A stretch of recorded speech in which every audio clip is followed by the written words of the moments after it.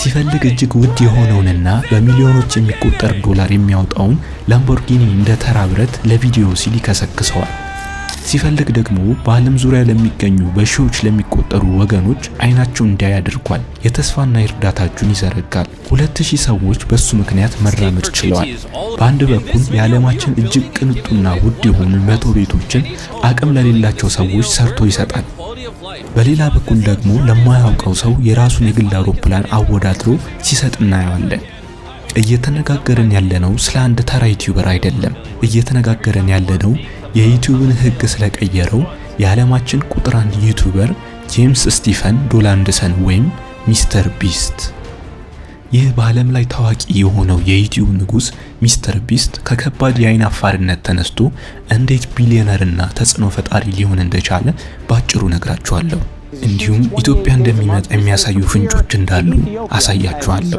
እንደ አውሮፓውያን አቆጣጠር በ2012 አንድ የ13 ዓመት ታዳጊ በከባድ አይን አፋርነቱ ምክንያት ከሰዎች ጋር መነጋገር ይከብደው ነበር። ይህ ታዳጊ ጄምስ ስቲፈን ወይም በቅጽል ስሙ ጂሚ ይባላል። ጂሚ በልጅነቱ ብዙ ፈተናዎችን አሳልፏል።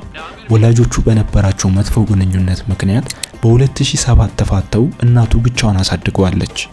ጂሚ ገና በልጅነቱ በአንድ ነገር ላይ ማተኮርና ያንን ነገር የመጨረስና ሙጭጭ ማለት ባህሪ ነበረው። መጀመሪያ ላይ በቤዝቦል ስፖርት ላይ ሙጭጭ ብሎ የነበረ ቢሆንም በአይን አፋርነቱ ምክንያት ከሰዎች ጋር ሲሆን ምቾት አይሰማውም ነበር። ከሰዎች ጋር ከመገናኘት ይልቅ ካሜራ ፊት ማውራትን መረጠ። ጂሚ በ10 ዓመቱ ዩቲዩብን ካወቀ በኋላ ቪዲዮዎችን በመስራት ተጠመደ።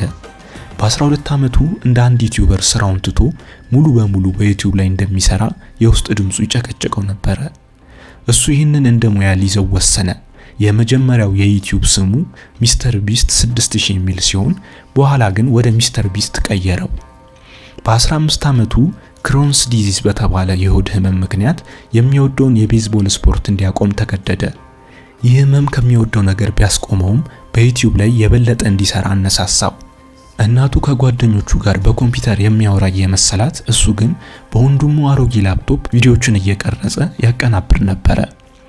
ጂሚ 17 ዓመት ሲሞላው ኮሌጅ ከመግባት ይልቅ ሙሉ ጊዜውን ዩቲዩብ ላይ ማሳለፍ እንደሚፈልግ ለእናቱ ነገራት። እናቱ ግን ወይ ኮሌጅ ግባ ወይ ከቤት ውጣ የሚል ምርጫ ሰጠችው። በዚህም ምክንያት ኮሌጅ የሚሄድ እየመሰለ በሚስጥር ቪዲዮዎችን መስራቱን ቀጠለ። እውነተኛው ዝና የመጣለት ከ400 በላይ ቪዲዮዎችን ከሰራ በኋላ ነው። ለ40 ሰዓታት ያህል እስከ 100,000 በመቁጠር የሰራው ቪዲዮ በ5 ቀናት ውስጥ 5 ሚሊዮን እይታ በማግኘቱ ስሙ በከፍተኛ ሁኔታ እንዲታወቅ ያደረገው። ሚስተር ቢስት ለስኬቱ የተጠቀማቸው አንዳንድ ሚስጥራዊ ነገሮች አሉ። ለምሳሌ ለተከታታይ 1000 ቀናት እሱና ጥቂት ጓደኞቹ በየቀኑ ለ10 እና ለ15 ሰዓታት በስካይፕ እየተገናኙ አንድ ነገር ብቻ ያጠኑ ነበር። እሱም ዩቲዩብ እንዴት ነው የሚሰራው የሚል ነበር። የእያንዳንዱን ታዋቂ ሰው ቪዲዮ አናላይዝ ያደርጉ ነበር። የቪዲዮ ከቨር ወይም ተምኔል ምን አይነት ቀለም አለው፣ መጀመሪያ ላይ ምን ተናገሩ፣ ለምን ቪዲዮውን ሳይጨርሱ ይወጣሉ የሚሉትን ጥቃቅን ነጥቦች በሳይንሳዊ መንገድ ያጠኑ ነበር። ጂሚ ለዩቲዩብ ያለው ክብር ከስራ በላይ ነበር። ህይወቱን ሙሉ ለዚህ አሳልፎ ሰጥቷል። ብዙ ሰው የሚጠይቀው አንድ ትልቅ ጥያቄ አለ። ይህ ሁሉ ብር ከየት እያመጣ ነው ይላሉ። ሚስተር ቢስት ዩቲዩብን ወደ ትልቅ የንግድ ማሽን ቀይሮታል። ስልቱ ቀላል ግን አደገኛ ነው። የሚያገኘውን እያንዳንዱን ሳንቲም ለቀጣዩ ቪዲዮ መልሶ ኢንቨስት ያደርግበታል። በአንድ ቪዲዮ $1 ሚሊዮን አውጥቶ ሲሰራ በማስታወቂያና በስፖንሰርሺፖች $2 ሚሊዮን ይመልስለታል። ያንን 2 ሚሊዮን ደግሞ ለቀጣዩ ቪዲዮ ያውለዋል። ይህ ኢንፊኒቲ ሉፕ ወይም ማለቅ የሌለው የገንዘብ ውደት ይባላል። እሱ ለራሱ ቅንጡ ቪላ ወይም ውድ ነገሮችን አይገዛም። ይልቁንም ያንን ገንዘብ ለቪዲዮ ጥራት ወይም ለሰዎች እርዳታ ያውለዋል።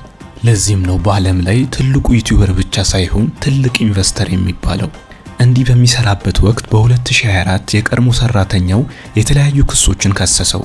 ቪዲዮዎቹ ሐሰት ናቸው፣ ሽልማት አይሰጥም የሚሉ አቅርቦበት የነበረ ቢሆንም ሚስተር ቢስት በሳል በሆነ መንገድና በማስረጃ ክሶቹን ውድቅ በማድረግ የተመልካቾቹን እምነት መልሶ ማግኘት ችሏል። ዛሬ ሚስተር ቢስት 460 ሚሊዮን በላይ ተከታዮች ያሉት የዓለማችን ትልቁ ዩቲዩበር ነው። ሀብቱ ከ$1 ቢሊዮን በላይ ይገመታል።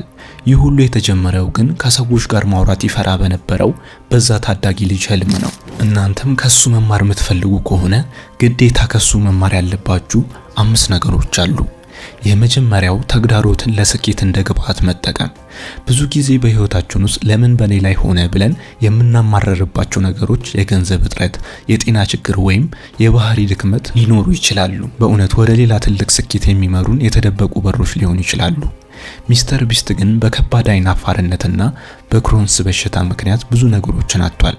ነገር ግን እነዚህ መሰናክሎች በቤቱ ውስጥ በዩቲዩብ ላይ ብቻ እንዲያተኩር እያደረጉት፣ እሱ ግን ይህንን እድል ተጠቀመበት። ሁለተኛ፣ እብደት የሚመስል ትጋት። ብዙዎቻችን አንድ ነገር ጀምረን በማውራት ውስጥ ውጤት ካላየን እንተወዋለን። ሚስተር ቢስት ግን የሚነግረን ውጤት ባይኖርም እንኳን ለምትወደው ነገር እብድ እስከመባል ድረስ መትጋት ካለብህ ትጋ የሚለውን ነው። ጂሚ ገና በልጅነቱ በአንድ ነገር ላይ ካተኮረ መልቀቅ የሚችል ስብዕና አልነበረውም። ለ7 ዓመታት ያህል ምንም ስኬት ሳይኖረው በዩቲዩብ ላይ ተስፋ ሳይቆርጥ ሰርቷል። ሶስተኛ፣ ትርፍን ለእድገት መልሶ መዋል።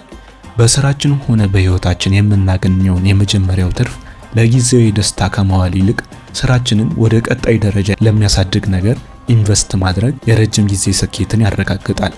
ሚስተር ቢስት ከመጀመሪያው ትልቅ የብራንድ ስምምነት ያገኘውን $10,000 በሙሉ ለችግረኞች ሰጥቷል። ገቢውን ለራሱ ቅንጦት ሳይሆን ለቪዲዮዎች ጥራትና ለሰዎች ደስታ ውሎታል። አራተኛ፣ ዝርዝር ነገር ላይ ትኩረትን መስጠት። ዝም ብሎ መስራት ብቻ በቂ አይደለም። የምንሰራው ስራ ሰዎች እንዴት እንደሚመለከቱት ተረድተን በየጊዜው ስልታችንን ማሻሻል ስኬትን ያፋጥነዋል። ጂሚ ቪዲዮውን እንዲታይለት ብቻ ሳይሆን ተመልካቹ እንዳይሰለቸው በየደቂቃው የሚሆን ስልት ነድፏል። የሰዎችን አይምሮ አሰራር በማጥናት የቪዲዮ ምስሎችን ወይም ተምኔል በጥንቃቄ ያዘጋጃል።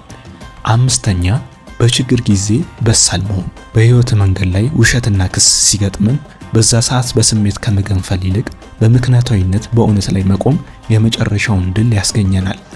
ከባድ ስም ማጥፋትና ክስ በቀረበበት ጊዜ ወዲያውኑ አልደነገጠም። ይልቁንም ጊዜ ወስዶ በማስረጃ በግልጽነት ምላሽ በመስጠት ክብሩን አስጠብቋል። አሁን ደግሞ ወደኛው ጉዳይ እንመለስ። አዲስ መረጃ የተሰማ ያለው በአይሾው ስፒድ ላይ በአፍሪካን ቱሩ ሚስተር ቢስት ደግሞ ትልቅ ፕሮጀክት ያስበን ያለው አሁን በአፍሪካ ላይ እሱ ሲመጣ ደግሞ ትልቅ ትኩረት ይሰጣል። እንደ አይሾው ስፒድ የሚችለው ነገር አድርጓል። ይሄ ደግሞ ሲመጣ ደግሞ ትልቅ ዓለሞች መስህብ ትኩረት ይሰጣል ሚስተር ቢስት። በቅርቡ ሚስተር ቢስት ወደ ኢትዮጵያ ሊመጣ ነው የሚሉ ፍንጮች እየወጡ ይገኛሉ። ብዙዎቻችን ምን ሊሰራ ይችላል ብለን እንጠይቃለን። እስካሁን በአፍሪካ በተለያዩ ሀገራት 100 ጉድጓዶችን አስቆፍሯል። ለ100 ሰዎችም የሚሆን ቤትን ሰርቶላቸዋል።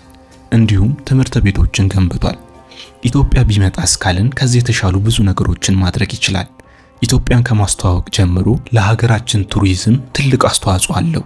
ዛሬ እናንተም ያላችሁበት ሁኔታ ምንም ይሁን ምን ባላችሁ አቅም መጀመርና ተስፋ ሳትቆርጡ ነገ የራሳችሁን ታሪክ እንድትጽፉ ያደርጋችኋል። በቀጣይ የትኛውን ታዋቂ ሰው አስተማሪ ታሪክ እንዲሰራላችሁ ትፈልጋላችሁ? ኮሜንት ላይ አሳውቁኝ። ቪዲዮውን ከወደዳችሁት ላይክ እና ሰብስክራይብ በማድረግ አብሮነታችሁን አሳዩን። መልካም ጊዜ፣ ጥሩ ህይወት ለፍጥረታት ሁሉ እንዲሆን እንመኛለን። ከኤሊሁስ